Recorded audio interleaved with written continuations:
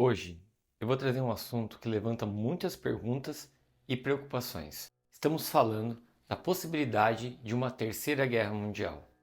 Obviamente, eu não consigo prever o futuro, mas eu posso oferecer uma análise criteriosa dos eventos atuais e um retorno ao passado para entender como crises de grande escala se desenvolveram na história. Dessa maneira, a gente vai poder construir um quadro analítico e abrangente e assim tentar responder a essa questão que tantos fazem. Estamos à beira de uma terceira guerra mundial? Pessoal, não esqueça de deixar o seu like e compartilhar esse vídeo para ele poder atingir mais pessoas. E se inscreva no canal se você ainda não é inscrito para você não ficar por fora dos próximos vídeos que vão vir. Com o fim da União Soviética em 1991, muitos pensaram que a gente tinha entrado em uma era de paz duradoura sem a possibilidade de grandes conflitos. E durante 3 décadas, esse parecia o caminho que o mundo iria trilhar. Entretanto, esse cenário pacífico pós-Guerra Fria foi perturbado. Esse otimismo começou a se desfazer perante o cenário geopolítico que vivemos e que tem se agravado nos últimos meses. Mas qual é o panorama que a gente pode observar hoje? Quais são os principais pontos de conflito que a gente tem no mundo? Os principais pontos de tensão no mundo hoje são a instabilidade na Europa, com a invasão russa na Ucrânia, e o retorno da guerra ao continente, que a gente não via acontecer desde o final da Segunda Guerra Mundial. Temos também a volatilidade no Oriente Médio, que se intensifica pela ascensão do Irã e o seu eixo da resistência, que são os braços armados dos iranianos contra o Estado de Israel. Inclusive, pessoal, esse roteiro já estava feito e um pouquinho antes de eu entrar em gravação aqui, a gente ficou sabendo pela mídia internacional, e eu também publiquei lá no meu Instagram, que também é Sociedade da História, que Israel provavelmente retalhou, né, os ataques que o Irã realizou no último final de semana, podendo ter aí uma grande escalada dos conflitos dentro do Oriente Médio. Temos também a questão da Ásia Oriental, com o crescente militarismo da China e a tensão em torno de Taiwan e de uma possível invasão da ilha pelos chineses. Embora ainda a gente não tenha um conflito armado de fato nessa região, um caldeirão vem se formando. Os chineses estão investindo como nunca antes em poderio bélico e aumentando muito a sua marinha, tanto é que ela acabou de se tornar a maior marinha do mundo.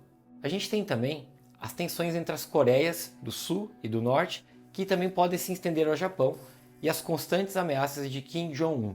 Agora a gente vai voltar ao passado e descobrir o que a história pode nos mostrar. Como os grandes conflitos começaram? Com o panorama presente e fazendo um paralelo com a história, a situação é realmente preocupante.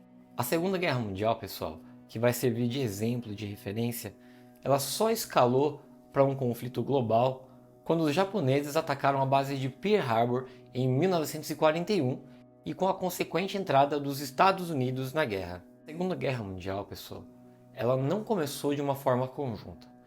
Ela não tinha um caráter mundial no seu início.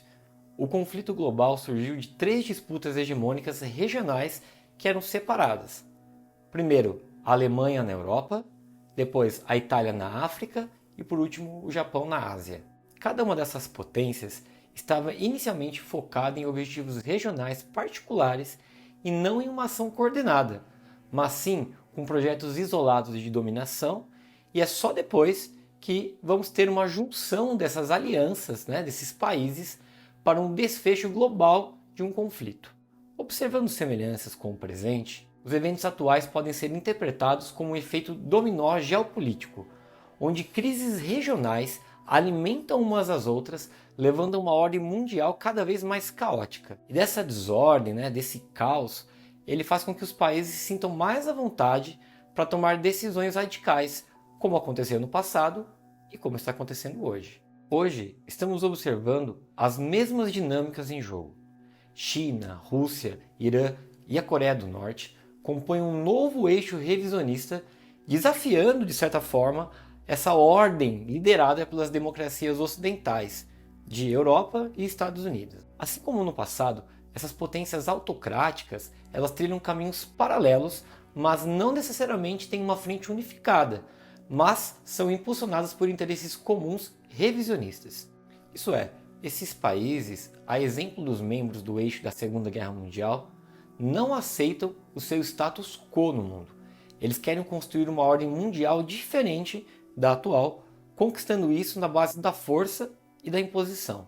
Não que, do outro lado, a força também não seja usada para manter a ordem mundial, ok, galera? A gente já viu os Estados Unidos várias vezes entrando em conflitos pelo mundo para defender a sua hegemonia e os seus interesses também. Na história, né, e na geopolítica, não existe essa história de mocinho e de vilão. Tudo é pautado na base de interesses. Não caiam nesse maniqueísmo que muitos tentam pregar. No campo das relações internacionais, as coisas não são pretas no branco, mas sim tons de cinza. É importante vocês entenderem também que os Estados Unidos e a Europa Ocidental, as democracias em geral, né, pessoal, elas não estão enfrentando uma aliança formal como ocorreu no auge da Segunda Guerra.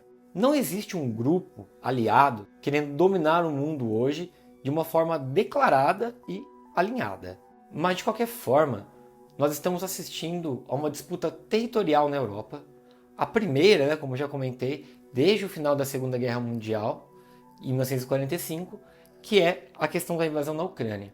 Vemos também uma crescente tensão no Oriente Médio, com a ofensiva militar de Israel contra ali, né, parte da Palestina, os seus grupos, eu não posso falar o nome aqui, mas vocês entenderam o que eu estou falando, e também, mais recentemente, os casos do ataque de Irã contra Israel, e agora, aparentemente, Israel contra-atacou, e então essa é a primeira vez, pessoal, que esses dois países que são inimigos de longa data, eles se atacam de forma direta, tá? De forma declarada. E esse acontecimento, agora mais do que nunca, ele pode arrastar a região toda para um conflito generalizado que possivelmente poderia envolver aí de forma indireta ou até mesmo direta grandes potências mundiais. O caso do Oriente Médio eu vou abordar de uma forma exclusiva no próximo vídeo, senão vai ficar muita coisa para falar nesse daqui. Então, se inscreva no canal para você ficar por dentro desse tema. E, por último, a gente pode assistir aí uma possível invasão chinesa a Taiwan e uma disputa pelo domínio marítimo da região, ou talvez até mesmo uma investida da Coreia do Norte sobre a Coreia do Sul ou o Japão. A questão de Taiwan talvez seja a mais delicada e que poderia agravar muito a atual crise geopolítica, porque aí sim envolveria de forma direta a participação dos Estados Unidos e da China, obviamente. E os Estados Unidos já informou que, no caso de uma tentativa de uma invasão chinesa, uma guerra entre China e Taiwan, eles iriam entrar de forma direta no conflito. Esse conflito ele resultaria num efeito cascata que provavelmente levaria o mundo a um nível de instabilidade geopolítica que a gente não vê desde a Segunda Guerra Mundial. E aí sim, eu acredito que de fato entraríamos num conflito de escala global, numa terceira guerra mundial, com possíveis eixos se formando e entrando aí em conflito direto. As lutas no passado começaram a se interrelacionar e esse é o panorama que talvez a gente possa observar hoje. Os conflitos regionais, como o de Israel, por exemplo, podem eventualmente envolver a Rússia, que tem aliados com interesses contrários aos dos israelenses, como a Síria e o Irã. A Coreia do Sul tem programas de defesa em conjunto com os Estados Unidos, que também está envolvido com o envio de armamentos e de verbas tanto para a Ucrânia quanto para Israel. Além disso, temos a possibilidade cada vez mais próxima de um envolvimento direto de países europeus que são membros da OTAN contra os russos. Para falar a verdade, galera, pessoalmente, eu acredito que já existam soldados europeus em solo ucraniano, ok? Ou seja, temos diversos motivos que podem levar a uma escalada dos conflitos regionais para uma guerra de proporção mundial. Vale lembrar que, assim como na Segunda Guerra, esses eventos não aconteceram de uma hora para outra. Por exemplo, os Estados Unidos só entraram no conflito entre 1941 e 42, 2 anos após a invasão da Alemanha à Polônia, e os japoneses já estavam lutando na China, naquela região, há ao menos 4 anos, a União Soviética já havia sido invadida e a França ocupada, e por aí vai. Hoje, não podemos falar também de um conflito mundial sem a participação e o posicionamento da Índia, o país mais populoso do mundo e que é uma potência nuclear. De que lado vocês acham que os indianos entrariam num possível conflito? Deixe seu comentário. Ao mesmo tempo que a Índia mantém uma boa relação com os Estados Unidos, ela também faz parte do BRICS, que tem China, Rússia e mais recentemente o Irã como membros. E o Brasil? Onde ele fica nessa história? Como sempre, o Brasil vem adotando um pragmatismo na escolha de um lado, por assim dizer. A gente acaba ficando em cima do muro, assim como ocorreu na Segunda Guerra Mundial, quando o nosso país aí mantinha um estreito vínculo comercial com a Alemanha até o ano de 1942, quando então declarou apoio aos Estados Unidos e rompeu relações com o eixo. Embora dessa vez com o atual governo e os posicionamentos do Itamaraty, podemos de fato apoiar nossos parceiros do BRICS, como China e Rússia, com os quais mantemos um relacionamento, podemos dizer, amigável e lucrativo. Não que sejamos inimigos dos Estados Unidos, tá ok, galera? Longe disso, tá? A gente ainda mantém uma boa relação com os americanos. Mas parece que esse posicionamento brasileiro ele vem mudando gradativamente e se alinhando mais a governos autoritários. Notamos isso com as notas do Itamaraty sobre os conflitos na Ucrânia e em Israel, por exemplo, ou pela abstenção do aprofundamento das investigações contra o Irã com respeito às violações do direito da mulher no país persa. E a gente pode acrescentar também mais um detalhe, que é a reaproximação do Brasil com a Venezuela de Nicolás Maduro, que até mesmo visitou o país há um tempinho atrás, se vocês estão lembrados. Não estou afirmando que num cenário de guerra mundial de fato, tá, o Brasil manteria esse posicionamento geopolítico, tá bom, galera? Num cenário extremo desse, não dá para cravar de fato de que lado nós estaríamos no conflito. Mas então, a questão que fica é: será que nossos líderes, as democracias, as alianças democráticas, elas estão preparadas para lidar com esses confrontos escalonados efetivamente? A capacidade dos Estados Unidos e dos seus aliados de lidar com múltiplas crises de maneira simultânea vem sendo testada como nunca antes desde a Segunda Guerra Mundial. Obviamente, um conflito nessas proporções gera uma grave preocupação, que é a ameaça de uma guerra nuclear entre as grandes potências antagônicas. O que nos resta, pessoal, é torcer para que isso não aconteça, né? Obviamente, pois seria uma catástrofe e, no mínimo, seria o fim do mundo como a gente conhece hoje e dessa atual ordem mundial. Vale ressaltar, pessoal, que essa possibilidade de um conflito mundial é incerta. Muitos desfechos alternativos são possíveis.